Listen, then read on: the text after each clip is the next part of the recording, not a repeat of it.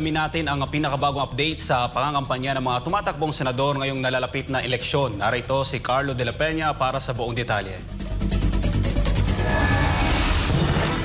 17 araw na lang bago ang halalan, lalong umiinit ang laban sa pagkasenador. Hindi nagpapahuli ang mga kandidato sa pag-ikot sa iba't ibang panig ng bansa. Bit-bit ang kani-kanilang plataporma, mensahe at pangakong pagbabago. Mula barangay hanggang lungsod, todo hataw sa kampanya para makuha ang puso ng taong bayan. Narito ang tumitinding kampanya ng mga tumatakbong senador sa ating campaign tracker. Nakadaupang palad ni Pia Cayetano ang mga lokal na opisyal sa kanyang pagbisita sa Dipolog City.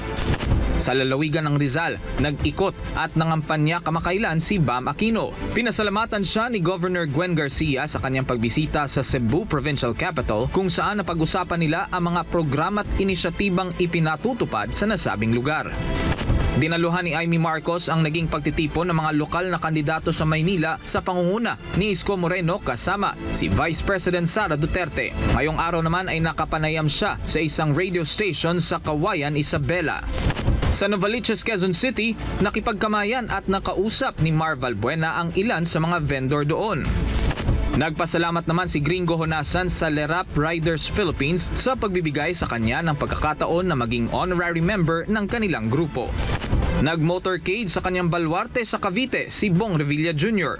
At habang nagpapapawi siya sa isang live Facebook post, ibinahagi niya na pupunta siya sa Dagupan City, Pangasinan para sa isang rally ngayong araw. Nakadaupang palad ni Attorney Angelo de Alban ang ilan sa kanyang mga taga-suporta sa kanyang pagbisita sa Bawan, Batangas. Inanunsyo naman ni Kiko Pangilinan sa social media ang kanyang pagbisita sa lalawigan ng Bukidnon. Sa Panabo City sa Davao del Norte, muling nakipagpulong si Allen Capuyan sa mga katutubo kasama ang Epanao Sambayanan Party List. Sa isang pahayag, pinahihinto niya ang pananamantala ng CPP, NPA, NDF sa mga katutubo. Nananawagan siya sa Philippine National Police na huwag maging instrumento ng mga hidden political interest at gampanan ang tungkuling paglingkuran at protektahan ang bawat Pilipino.